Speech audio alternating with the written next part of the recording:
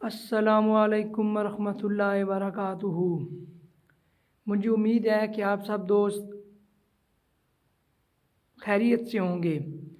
اللہ تعالیٰ ہمیں آسانیاں عطا فرمائے اور آسانیاں بانٹنے والا بنائے۔ میرے پیارے دوستو، اللہ تعالیٰ نے ہمیں اس دنیا میں ایک خاص مقصد کے لیے بھیجا ہے، اور خاص مقصد کے لیے خاص تیاری ہوتی ہے، اور خاص تیاری یہ ہے کہ ہم زیادہ سے زیادہ درود شریف اور کثرت سے استغفار پڑھنے والے بن جائیں۔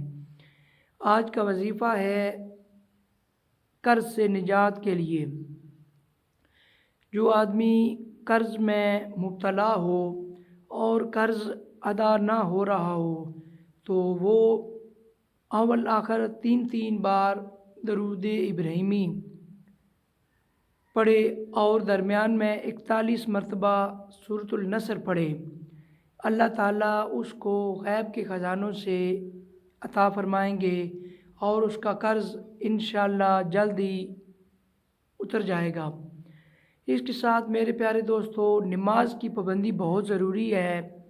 جو آدمی نماز کی پابندی کرتا ہے، اللہ تعالیٰ اس کے جتنے بھی معاملات ہیں وہ اپنے ذمے لے لیتا ہے۔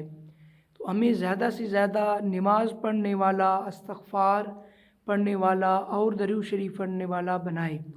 اور رجب کا مہینہ ہے، زیادہ سے زیادہ درود شریف پڑھیں، اور اس مہینے میں زکوٰۃ بھی ادا کرنی چاہیے۔